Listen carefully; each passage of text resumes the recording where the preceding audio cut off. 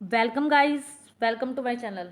आज हम लोग एक नया टॉपिक स्टार्ट करेंगे जिस टॉपिक का नाम क्या है, जॉइंट प्रॉफिट मैक्सिमाइजिंग कार्टेल।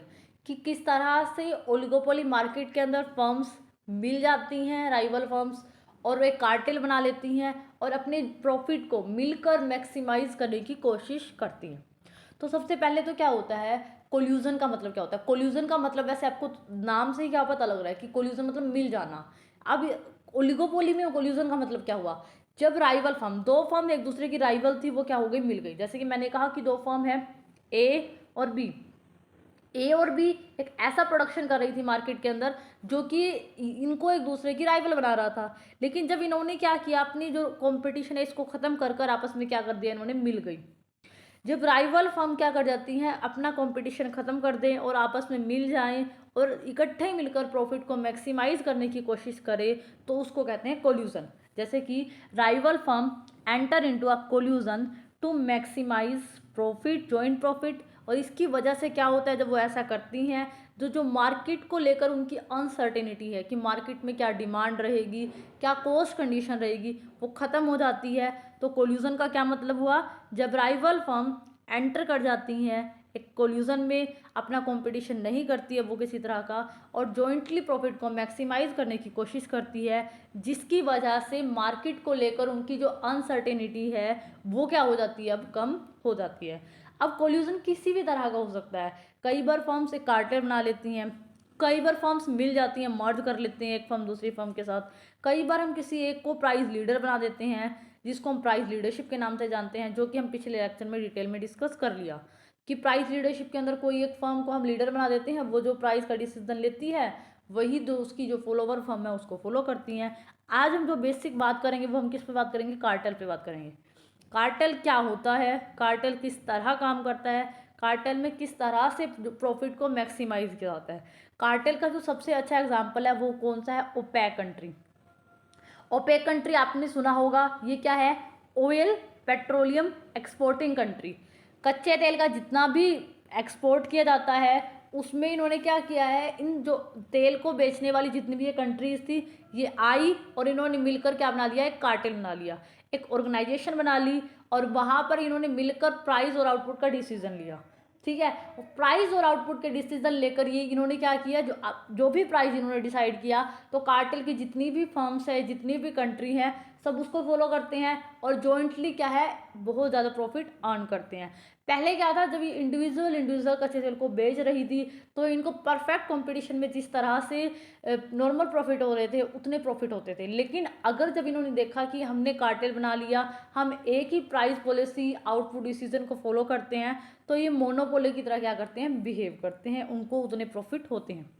देखो, a cartel is a defined as a group of firms मिल जाती हैं और अपने आउटपुट और प्राइस का डिसीजन लेती हैं, और जिसकी वजह से इन मेंबर्स फर्म की क्या होती है, मार्केट पावर भी इंक्रीज होती है, जॉइंटली आउटपुट और प्रोडक्शन भी इंक्रीज होता है इनका, और कहीं ना कहीं by working together cartel member available to behave a monopolist. जैसे मैंने कहा कि पहले ये परफेक्ट कंपटीशन की तरह बिहेव कर रहे थे, अब जो है ये एक मोनोपोली की तरह क्या करते हैं, बिहेव करते हैं। तो कार्टेल आपको समझ आ गया।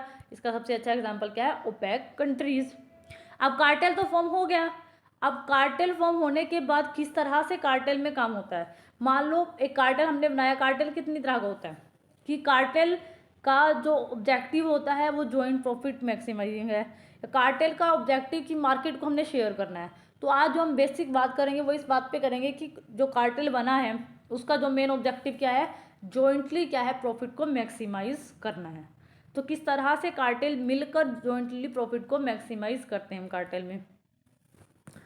इसमें क्या होता है, कार्टेल के अंदर जॉइंट प्रॉफिट मैक्सिमाइजेशन क्या होता है, इसमें क्या होता है कि सभी की सभी फर्म्स जैसे जो कि होमोजीनियस प्रोडक्ट बनाती हैं, वो किस तरह से एक मोनोपोलिस्ट का रूप धारण कर लेती हैं। सभी फर्म, जैसे मान लो बहुत सारी फर्म है और वो क्या कर रही है, एक सेंट्रल एजेंसी, किसी एक को एक अपनी एक सेंट्रल एजेंसी मान लेती हैं। ठीक है, और जो कि उसको हम अपनी एक अथॉरिटी दे देते हैं, उसको ये कह देते हैं कि वो जो भी डिसीजन लेगी कि कितना, वो सेंट्रल एजेंसी ये डिसाइड करती है कि कितना आउटपुट का प्रोडक्शन होगा, क्या प्राइस रहेगा। ठीक है, जिस तरह से एक स्कूल, जैसे एक स्कूल का एग्जांपल लगाओ, स्कूल के अंदर सारे डिसीजन कौन लेता है, स्कूल की जो सेंट्रल एजेंसी होती है वो कौन सा होता है? प्रिंसिपल। तो प्रिंसिपल क्या होता है? स्कूल में एक सेंट्रल एजेंसी हुई, सारा डिसीजन कि बच्चों को क्या पढ़ाना है, क्या हमारा सिलेबस रहेगा, तो ये सारा डिसीजन कौन टीचर की क्या सब्जेक्ट पढ़ाएगा, ये सब डिसीजन कौन लेता है? प्रिंसिपल लेता है, जो कि स्कूल की एक क्या होगी? सेंट्रल एजेंसी हो गई।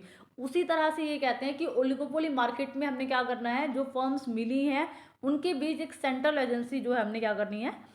डिसाइड करनी है। ठीक है, ओलिगोपोली फर्म्स में हमने क्या करनी है? एक सेंट्रल एजेंसी जो है डिसाइड करनी है, जो कि डिसाइड करेगी कि टोटल कितना प्रोडक्शन किया जाएगा, टोटल क्वांटिटी मार्केट में कितना प्रोड्यूस होगा, क्या प्राइस रहेगा, जिसमें कि हमारा जो फर्म्स का मिलकर जो प्रॉफिट है वो क्या हो जाए? मैक्सिमाइज हो जाए। आपको सेंट्रल एजेंसी समझ आया कि एक ऐसी एजेंसी जो कि बहुत इंपॉर्टेंट रोल प्ले करे। अब उसकी क्या क्या जो है वो क्या करेगा? सेंट्रल एजेंसी क्या करेगा? सेंट्रल एजेंसी का काम क्या है? एलोकेट करना output to be produce among the firm and joint profit. वो क्या करेगा? सेंट्रल एजेंसी ने मान लो ये डिसाइड कर लिया कि 100 हमें क्वांटिटी बनानी है किसी भी चीज़ की, उसने ये डिसीजन ले लिया। अब वो क्या करेगा? सेंट्रल एजेंसी का ये काम होगा कि वो किस तरह से, मान लो एक कार्टेल के अंदर 2 फर्म है, वो किस तरह से अपने इस आउटपुट को दोनों फर्म्स में डिस्ट्रीब्यूट करे कि किसको कितना प्रोडक्शन करना है। मान लो एक को 40 बनानी है, एक को 60 बनानी है, एक को 70 बनानी है, एक को 30 बनानी है, कि किस तरह से वो डिस्ट्रीब्यूट करे कि उस जो फर्म का जो मैक्सिमम जो जॉइंटली प्रॉफिट है ना इंडस्ट्री का, वो क्या हो जाए? मैक्सिमम हो जाए। तो ये काम कौन करेगा? सेंट्रल एजेंसी ही करेगी। और सेंट्रल एजेंसी के पास सारी की सारी इंफॉर्मेशन अवेलेबल होगी, कॉस्ट कंडीशन उसे पता होगा कि सारी फर्म्स की कॉस्ट कंडीशन क्या चल रही है। ठीक है, सारी कंडीशंस के बारे में उसको पहले से ही नॉलेज होती है। और ये कार्टेल इसलिए फॉर्म किया जाता है ना कि जो फर्म्स का जो प्रॉफिट है जॉइंटली क्या हो जाए? मैक्सिमाइज हो जाए। और हम किस तरह से डिसीजन लेंगे कि जो प्रॉफिट है वो मैक्सिमाइज हो रहा है या नहीं? हमें पता है एमसी और एमआर जो अप्रोच होती है, एमसी इक्वल एमआर, उस अप्रोच को यूज़ करेंगे और फिर हम देखेंगे कि जो आउटपुट डिसीजन है या प्राइस डिसीजन है फर्म्स ने सही लिया है या नहीं लिया है। तो ये सारा काम कौन करेगा? सेंट्रल एजेंसी करेगी। Market demand curve, market demand curve के बारे में जो सेंट्रल एजेंसी है उसको पता है कि मार्केट के अंदर जो क्या डिमांड कर्व जो है वो चल रहा है। ठीक है, और हर एक फर्म का जो प्रोडक्शन है वो कैसा है? होमोजीनियस प्रोडक्शन फंक्शन है। और वो क्या है? एक दूसरे का परफेक्ट सब्स्टिट्यूट है कि आसानी से अगर एक फर्म का नहीं मिलेगा तो दूसरी फर्म का यूज़ कर लिया जाएगा। और नंबर ऑफ बायर्स क्या है? बहुत सारा मार्केट में लार्ज है। और जो प्राइस है प्रोडक्ट का वो क्या कैसे डिसाइड हो रहा है? प्राइस जो है प्रोडक्ट का डिटरमाइन कैसे हो रहा है कि प्राइसिंग पॉलिसी कार्टेल की क्या है। ठीक है, सब कुछ डिसीजन, आउटपुट का डिसीजन भी कार्टेल ले रहा है कि किसको कितना देना है, प्राइसिंग पॉलिसी क्या होगी मार्केट में, ये डिसीजन भी किसका है? कार्टेल का है। तो इन सभी एजप्शंस के बाद इसका मतलब आपको ये समझ आया कि जो कार्टेल के अंदर मेन रोल कौन प्ले कर रहा है? एक सेंट्रल एजेंसी जो मेन एजेंसी है। और फर्म्स को किस तरह से आउटपुट का जो डिस्ट्रीब्यूशन होगा वो एमआर और एमसी अप्रोच को ध्यान में रखकर जो है वो प्रोडक्शन जो है वो दोनों फर्म्स को दिया जाएगा। जैसे आप डायग्राम को देखो, जैसे कि सबसे पहले तो क्या था कि कार्टेल को ये पता है कि मार्केट की जो डिमांड है वो क्या है। यहाँ पर देखो आप, इसका मतलब ये जो है एक इंडस्ट्री की डिमांड है, मार्केट डिमांड कब है, तो एक कार्टेल एजेंसी को इसके बारे में पता है कि क्या डिमांड रहेगी। ठीक है, जब हमें डिमांड कब का पता है तो हम क्या निकाल सकते हैं? एम आर आराम से निकाल सकते हैं। तो यहाँ से हमने एम आर निकाल ली किसकी? मार्केट की। अभी हमने इसकी बात नहीं की। अब मान लो आप, और एम सी कब? ये देखो यहाँ पर जो एम सी आई है ये हमारी कैसे आएगी? ये हम ए फर्म की एम सी और बी फर्म की एम सी को जोड़ेंगे तो हमारी ये वाली जो एम सी है ये आ जाएगी। और ये ठीक है, जब हम ए और बी फर्म की एमसी को जोड़ेंगे तो ये वाली हमारी एमसी आ जाएगी। और ये वाला देखो, ये वाली सिचुएशन देखो किस तरह की है, जैसे परफेक्ट कंपटीशन में होता है, इस तरह का जो कब होता है परफेक्ट कंपटीशन में बनता है। अब यहाँ पर देखो हमने क्या कहा था कि एमसी और एमआर जो अप्रोच है उसके हिसाब से ही आउटपुट का डिसीजन कौन लेगा? आउटपुट का डिसीजन कौन लेगा? सेंट्रल एजेंसी लेगी, कितना प्रोडक्शन किया जाएगा। तो मैंने कहा एमसी और एमसी वन और एमसी टू को प्लस किया तो टोटल एमसी निकल गई। और मार्केट डिमांड के बारे में सेंट्रल एजेंसी को पहले से ही क्या था? पता था। अब यहाँ पर क्या हुआ? एमसी और एमआर को जहाँ कट किया तो सेंट्रल एजेंसी ने ये कहा कि इतना आउटपुट जो है वो मार्केट के अंदर क्या किया जाएगा? प्रोडक्शन किया जाएगा। अब किस फर्म को कितना आउटपुट दिया जाएगा बनाने के लिए, ये डिसीजन भी किसका होगा? सेंट्रल एजेंसी का होगा। आपको अब वो क्या करेगा? इतने आउटपुट का डिसीजन ले लिया उसने, देखो इतना आउटपुट बनाया जाएगा। ठीक है, और ये वाला जो आउटपुट है ऐसे ऐसे ऐसे यहाँ से इस तरफ से ऐसे जाएगा, देखो यहाँ पर ये क्या है, एमसी है किसकी, मान लो ए फर्म की, ये एमसी क्या है, बी फर्म की है, और ये इसका एसी कब है, बी फर्म का, और ये एसी किसका है, बी फर्म का। ठीक है, अब जो सेंट्रल एजेंसी है उसने ये डिसीजन लिया है कि जो जो ये ए और बी फर्म है, ए फर्म जो है ज़्यादा प्रोडक्शन करेगी और बी फर्म जो है कम प्रोडक्शन करेगी, क्योंकि यहाँ पर इनकी एमसी और एमआर बराबर हो रही है और यहाँ पर इसकी एमसी और एमआर बराबर हो रही हैं। लेकिन उसने ये डिसीजन इसलिए लिया क्योंकि यहाँ पर उसने ये देखा है कि जो ए फर्म है उसकी जो कॉस्ट है, कॉस्ट कम आ रही है, और बी फर्म जो है उसकी कॉस्ट जो है वो ज़्यादा आ रही है, इसलिए उसने ए फर्म को ज़्यादा प्रोडक्शन को डिस्ट्रीब्यूट किया है और बी फर्म को उसने कम प्रोडक्शन का डिस्ट्रीब्यूशन किया है। पर इसका मतलब ये नहीं है कि वो कल को ए फर्म को प्रॉफिट ज़्यादा देगी और बी फर्म को प्रॉफिट कम देगी। तो क्या होगा, ए फर्म X1 क्वांटिटी को प्रोड्यूस करेगा और इसमें जो प्रॉफिट होंगे, और बी फर्म X2 क्वांटिटी को प्रोड्यूस करेगा और इसके जो प्रॉफिट होंगे, दोनों मिला के जो टोटल प्रॉफिट होता है वो किसको दे दिया जाएगा, सारा का सारा सेंट्रल एजेंसी को दोनों फर्म्स दे देंगी। अब सेंट्रल एजेंसी क्या करेगी, जो इन फर्म्स के बीच में पहले से एग्रीमेंट हुआ होगा ना कोई कि किसको कितना प्रॉफिट दिया जाएगा, उस एग्रीमेंट के तहत दोनों फर्म्स को क्या करेगी, दोनों फर्म्स को इनका जो प्रॉफिट है वो दे देगी। पर इसका मतलब कभी ये नहीं होगा कि अगर ए फर्म की कॉस्ट कम आ रही है तो ए फर्म को ज़्यादा अगर हमने प्रोडक्शन दिया है तो ए फर्म को ज़्यादा प्रोडक्शन अगर हमने दिया है तो कल को प्रॉफिट भी इसको ज़्यादा मिलेगा। इसका मतलब ये है कि यहाँ पर जो सेंट्रल एजेंसी है उसका सिर्फ मोटिव यही था किस तरह से वो आउटपुट को प्रोड्यूस करवाए कि जो प्रॉफिट है, जॉइंट प्रॉफिट, वो क्या हो जाए, मैक्सिमाइज हो जाए। तो यहाँ पर उसने कहा X1 और X2 आउटपुट जो दोनों का मिला के है उसने प्रोडक्शन कराया, और एमसी और एमआर अप्रोच से उसने दोनों को, इसको इतना प्रोडक्शन डिस्ट्रीब्यूट कर दिया, इसको इतना दे दिया, और इन्होंने अपना जॉइंटली प्रॉफिट किसको दिया, सेंट्रल एजेंसी को दिया। फिर सेंट्रल एजेंसी ने इनके बीच में जो एग्रीमेंट हुआ था उस हिसाब से जो भी प्रॉफिट हुआ है इन दोनों को क्या कर दिया, डिस्ट्रीब्यूट कर दिया, क्योंकि सेंट्रल एजेंसी का मेन मोटिव यही होता है कि किस तरह से वो जॉइंटली प्रॉफिट को मैक्सिमाइज करें। तो यहाँ पर आपको डायग्राम समझ आ गया होगा। वही अब क्या होता है कि जॉइंट प्रॉफिट जो मैक्सिमाइजिंग हुआ है, जॉइंट प्रॉफिट मैक्सिमाइजिंग जो हुआ है उसमें क्या है, बहुत सारी प्रॉब्लम्स भी आ जाती हैं कई बार कि जॉइंट प्रॉफिट मैक्सिमाइज जब कार्टेल बनता है तो उसमें काफ़ी ज़्यादा प्रॉब्लम्स भी हो सकती हैं।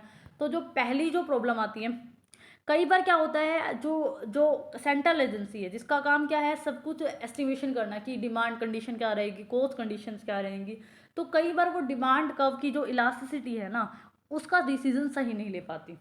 ठीक है, उसको या तो अंडर एस्टिमेट कर देती है या ओवर एस्टिमेट कर देती है। आपको पता है कि जो डिमांड की इलास्टिसिटी होती है कि उसका प्राइस क्या रहेगा, वो बहुत बड़ा मैटर करता है इस चीज़ पर। तो कई बार क्या होता है, जो सेंट्रल एजेंसी होती है ना वो सही तरह से इलास्टिसिटी का डिसीजन नहीं ले पाती, देख नहीं पाती, जिसकी वजह से प्राइस सही डिसाइड नहीं कर पाती। ठीक है, कई जैसे इन्होंने कहा मार्केट इन मिस्टेक हो जाती है कई बार एस्टिमेशन करने में, मार्केट में डिमांड कैसी है, क्योंकि हम इलास्टिसिटी को ध्यान में नहीं रखते। कई बार इलास्टिसिटी हम अंडर एस्टिमेट कर देते हैं। ईच फर्म को ये लगता है कि उसका जो डिमांड कब है, क्योंकि उसका प्रोडक्ट क्या है मार्केट में परफेक्टली अवेलेबल है, दूसरी फर्म जो है वो होमोजीनियस प्रोडक्ट बना रही है, तो उसका जो प्रोडक्ट है वो क्या है, परफेक्ट सब्स्टिट्यूट है, तो उन्हें लगता है कि उनकी जो डिमांड कर्व है वो हाईली इलास्टिक होना चाहिए। लेकिन कई बार क्या होता है, जो मार्केट डिमांड कर्व होता है वो लेस इलास्टिक होता है। तो कई बार क्या होता है, इलास्टिसिटी का जो सही डिसीजन ना ले पाना, उसकी वजह से भी क्या होता है, जो जॉइंट प्रॉफिट मैक्सिमाइजेशन का जो ऑब्जेक्टिव होता है वो पूरा नहीं हो पाता। तो फर्स्ट क्या होता है, जब हम इलास्टिसिटी को जो सही तरह से मेजर नहीं करते। दूसरा क्या होता है, जब हम कह रहे हैं ना कि इसमें मार्जिनल कॉस्ट कैसे निकलेगी, इसमें मार्जिनल कॉस्ट इंडिविजुअल मिस्टेक हो जाती है कई बार हमसे मार्जिनल कॉस्ट का एस्टिमेशन करने में। ठीक है, क्योंकि क्या होता है कि हमें हर एक फर्म जो प्रोडक्शन कर रही है, हर एक फर्म जो प्रोडक्शन कर रही है उसकी क्या मार्जिनल कॉस्ट रहेगी। ठीक है, उसके पास किस नॉलेज के हिसाब से उसकी मार्जिनल कॉस्ट इतनी आई है, उसने किस हिसाब से खर्च किया है कि उसकी मार्जिनल कॉस्ट इतनी आ रही है। कई बार हम उसका सही से डिसीजन नहीं ले पाते, देख नहीं पाते कि ओ लेवल ऑफ आउटपुट पर उसकी कितनी रहेगी, जिसकी वजह से क्या होता है, हमें उसकी कॉस्ट का सही पता नहीं लगता। अब कॉस्ट का एस्टिमेशन सही नहीं होता तो कल को आउटपुट डिसीजन भी सही नहीं हो पाता, और जॉइंट प्रॉफिट मैक्सिमाइजेशन का जो हमारा ऑब्जेक्टिव होता है वो भी जो है वो फुलफिल नहीं हो पाता। तो अगर हम किस में मिस्टेक कर दें, जो मार्जिनल कॉस्ट हम जो इंडस्ट्री की निकाल रहे हैं, मार्केट की निकाल रहे हैं, तो उसमें भी क्या हो जाता है, हमारी जॉइंट प्रॉफिट मैक्सिमाइजेशन जो है वो नहीं हो पाएंगे। थर्ड जो पॉइंट है, कई बार क्या होता है स्टिकनेस होती है नेगोशिएशन प्राइस में। ठीक है, क्या होता है इन एग्रीमेंट, तो क्या होता है बहुत जैसे ओपेक कंट्री के अंदर जो एग्रीमेंट होता है बहुत लंबे टाइम से जो है वो एक बार हो जाता है, उसके बाद उसमें काफ़ी लंबे टाइम के बाद ही चेंज किया जाता है। तो क्या होता है जब आपको पता है ये बहुत ज़्यादा इससे क्या होता है प्राइस में बहुत ज़्यादा रिजिडिटी आ जाती है। अगर एक बार एग्रीमेंट हो गया और वो जो डिसाइड कर लिया जाता है काफ़ी लंबे समय तक उसमें किसी तरह का कोई चेंज नहीं किया जाता, और जिसकी वजह से क्या होता है जो सिचुएशन होती है मार्केट तो डे टू डे चेंज होती रहती है, तो इतनी ज़्यादा दृढ़ता कि हमने काफ़ी लंबे टाइम तक अपने प्राइस डिसीजन को चेंज ही नहीं करना, तो इसकी वजह से भी कार्टेल जो है वो टूटने का डर रहता है, और जो जॉइंट प्रॉफिट होता है वो मैक्सिमाइज नहीं हो पाता, और मार्केट के अंदर बहुत ज़्यादा अनसर्टिनिटी जो है वो बनी रहती है।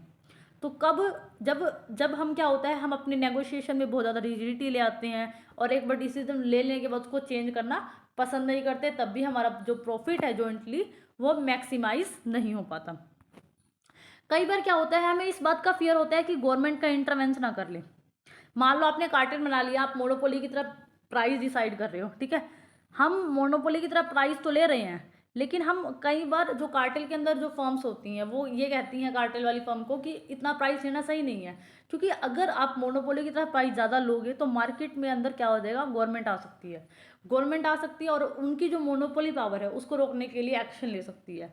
तो कई बार मोनोपोली के डर से भी ज़्यादा प्राइसेस नहीं चार्ज किए जाते, और जिसकी वजह से क्या होता है जॉइंट प्रॉफिट मैक्सिमाइजेशन का जो ऑब्जेक्टिव होता है वो पूरा नहीं हो पाता, कि गवर्नमेंट इंटरवेंट कर लेगी अगर हम ज़्यादा क्या करेंगे प्राइस लेंगे। कई बार क्या होता है कार्टेल के अंदर भले ही आउटपुट डिसीजन सेंट्रल एजेंसी लेती है, लेकिन क्या प्राइस रहेगा, क्या डिज़ाइन रहेगा, क्या किस तरह से वो सेल करेगी, ये सब डिसीजन किसके होते हैं, ये इंडिविजुअल फर्म के होते हैं। ठीक है, लेकिन कई बार क्या होता है जब जब इंडिविजुअल फर्म को ये लगता है ना कि उसका जो प्रोडक्ट है काफ़ी ज़्यादा सेल हो रहा है और जो वो प्रोडक्शन कर रही है कार्टेल के कंपैरिजन में इंडिविजुअल अगर वो उसको बेच रही है तो उसको प्रॉफिट ज़्यादा हो रहे हैं, तो उस सिचुएशन में क्या होता है वो कार्टेल से बाहर निकलना शुरू कर देती है। कार्टेल से बाहर उसको अब ये लगने लग गया ना कि उसके जो इंडिविजुअल प्रॉफिट है वो ज़्यादा हो सकते हैं, तो वो कार्टेल में रहना पसंद नहीं करती। अब जब वो कार्टेल में रहना पसंद नहीं करती तो कार्टेल टूट भी जाता है, और कार्टेल बहुत लंबे टाइम तक नहीं चल पाते कई बार, क्योंकि उनमें क्या होता है जो प्राइस से रिलेटेड वॉर चलती रहती हैं, जिसकी वजह से भी क्या होता है, तो अब उनको ये लगने लगता है ना कि उनका प्रोडक्शन बहुत ज़्यादा वैसे ही बाहर बिक रहा है, तो जिसकी वजह से वो कार्टेल कुछ फर्म धीरे धीरे धीरे टाइम के साथ साथ जो कार्टेल से बाहर निकलना शुरू हो जाती है। जब फर्म से कार्टेल से बाहर हो जाएंगी तो जो जॉइंट प्रॉफिट मैक्सिमाइजिंग है उसका जो ऑब्जेक्टिव है वो पूरा नहीं हो पाएगा। तो यहाँ पर हमने देखा कि जो मेन प्रॉब्लम है वो रिजिडिटी की है, क्योंकि नेगोशिएशन बहुत लंबे लंबे टाइम के बाद होते हैं। ठीक है, तो जिसकी वजह से कार्टेल उतना उतना अधिक सक्सेसफुल जो है कई बार नहीं होता।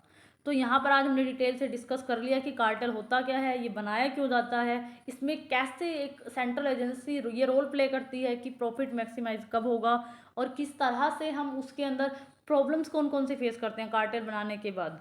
तो आज हमारा यहाँ पर जो जॉइंट प्रॉफिट मैक्सिमाइजिंग का जो ऑब्जेक्टिव है वो पूरा हो गया है। अगर आपको मेरी वीडियो अच्छी लगी हो तो प्लीज़ इसको लाइक करना, शेयर करना, सब्सक्राइब करना मेरे चैनल को। Thank you for watching this.